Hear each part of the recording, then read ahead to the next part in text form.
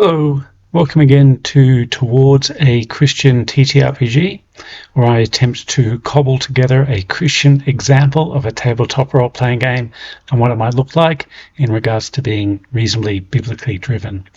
So last video I introduced the 7 main character classes, which I'm calling motivations and what they might be, taken from the motivational gifts listed in Romans chapter 12.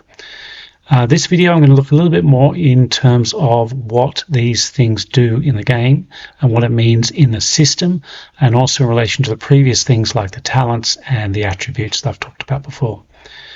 Okay, so each character motivation has a particular set of skills, which I'm calling works, that they are better at than others. There are 4 of them each, and these allow a player, when they want to use that particular work, to add points to the roll to push it over the line and either make it successful or more successful when they're trying to accomplish something. The points are only added if the player says they are using that work. So it's not a permanent increase, it's just for that particular roll. So what stops a player from using that work all the time is that each time they use it, it adds a point of stress to that attribute. And too much stress in the attribute, and the character can't function. But I'll talk about that later in another video.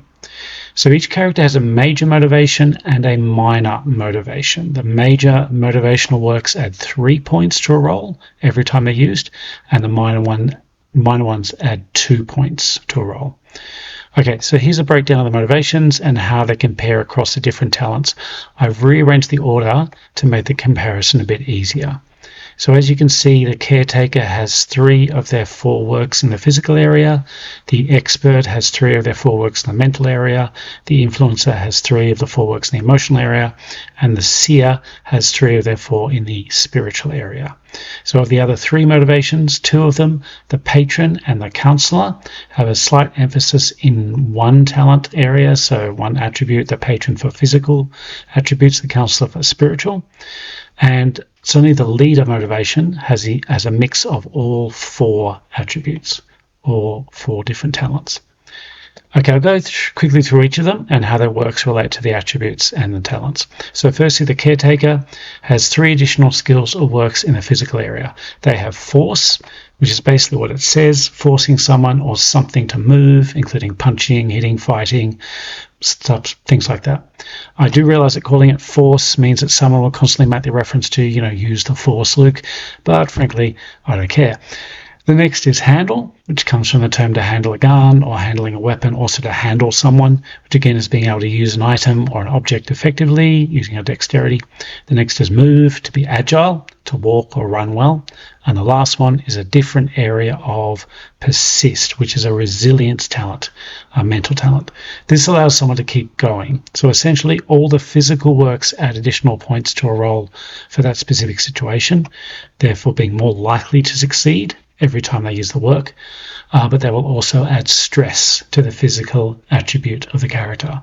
But persist, since it's a mental talent, not only allows the caretaker to add more points to their resilience, they can also reduce their physical stress by a d4 when they use it. They can roll a d4 and reduce that amount of stress from their physical attributes if they're successful in the roll. So the next one is the expert. Their works are in the mental area, with additional points given for things such as research, in case they need to know something that's relevant in a situation, like speaking a language or a history or social customs of a place. So that's an education role. On a good role, they can ask the mediator what they know or give more information. Clarify, which is intelligence, means to try to convince someone logically to do something or to try and solve a puzzle or a problem. So you're clarifying the issue. I was going to call this convince, but I didn't, because it's also applicable to problems and not just people, and you can't really convince a problem. Tenacity is the ability to keep on going, so this is resilience until you get to the bottom of an issue and to not give up, adding points to their ability to be hyper-focused to withstand being manipulated or controlled. So having tenacity. And the fourth skill is observe, which is connected to perception. This is the ability to both observe the surroundings, if there's anything to give more information in terms of perception, but also including observing things such as what's happening spiritually or spiritual disciplines. And it's similar to the caretaker. They can use this to reduce their mental stress by rolling a d4. So it's like they're meditating or observing God. Next is the influencer. So just as the caretaker has mostly physical works and the expert has mostly mental works, the influencer has mostly emotional. So influencers are all about how others around them are feeling and how they can manipulate them, either to good or bad aims. They can intimidate people. This doesn't have to be through strength, although players can. They can intimidate with strength if they want to, but rather by threatening to ruin their reputation or get them in some kind of trouble. The next is empathy, to understand what's going on with someone's emotional aspects at that moment in order to influence them. And this, of course, leads to help with persuading them and adding points to a persuasion roll. And finally, the last one is performance. So performance is an agility roll. Now, this is about how some influencers will use things like performing tricks or stunts to earn likes or to get people to follow them. So I've added an ability to do that as an extra talent. Similarly, they can use that skill to recharge emotionally through exercise and roll a d4 to remove some emotional stress. Okay, and the last specialist motivation, so specializing in one attribute, is the seer, who has a higher motivation in spiritual areas and therefore has the works of provoke, which is an increase in insight to see a person's motivations and what they might be planning or thinking who provoke them through speech. Hearken, which is an additional insight and means to understand what God is doing in a situation and see how all the different things might be connected. There's also surmise, which is being perceptive and picking up all the available clues in a place, seeing how they all fit together, basically working out what's going on. And the last work is resolve, which is an emotional reserve to allow them to stand up to those who are in the wrong and additionally use that reserve to bolster themselves spiritually and, the same deal, reduce stress by rolling a d4 in the same way as the other three. So those four, caretaker, expert, influencer, and seer, are the four main specialist motivations, which most of their work's concentrating in one attribute. The last three are more generalist. So the next is the patron. This is based on the giver motivation. So this character is all about equipping. They have works that gives them higher dexterity, so they can operate machinery and equipment to assist others. In the same way, they can apply their strength and leverage to manipulate and use things around them using objects or items to supplement it.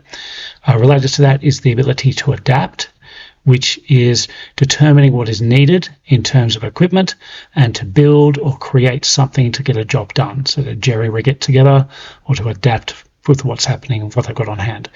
And finally, negotiate is the ability to get a good price and to bargain someone down to get a good deal and to not get conned or taken advantage of, and sometimes maybe take advantage of others. Okay, next is the counselor. This is different from the influencer, as the influencer is all about changing other people's emotions and manipulating them in groups and influencing and performing for a crowd.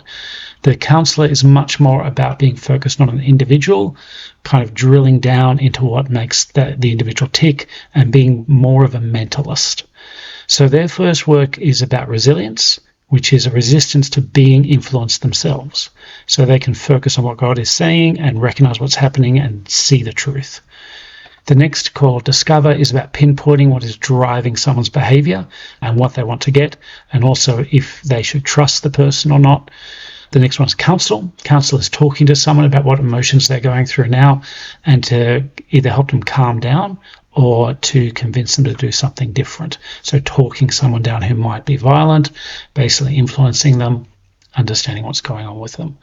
And finally, Understand helps them to put things together and to work out how sort of the different web of relationships are influencing others and what they're up to. So this is understanding group dynamics, understanding how particular things are worked out, who's got the power, who's got the most influence, all of that sort of stuff.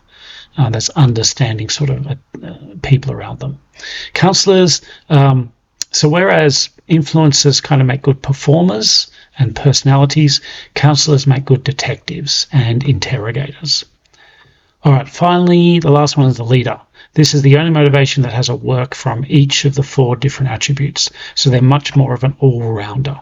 As such, a leader has capacity to physically help others, which is an increase in strength to do things that need to be done, including fighting or leading people into battle if they need to. They can also coordinate others. Drawing from experience, as an experience role, they can ask the mediator to assist them in coming up with plans, to organize others to achieve things, working out what's the best way of achieving the goal. Leaders also have a natural charisma, which they use to influence people around them, getting people to trust them and follow them. And finally, they can comprehend what is happening around them easier and add additional points to their intuition. So this is to get help to work out what to do next and to understand how to achieve a goal. Okay, so because each character has 2 motivations, a major one and a minor one, this should mean that even in a small group of players, they should still have a broad enough range of skills within that group to handle a variety of different situations. So they not just picking one, but they are picking 2 different motivations to work from. For example, different jobs or occupations could be represented by different motivations.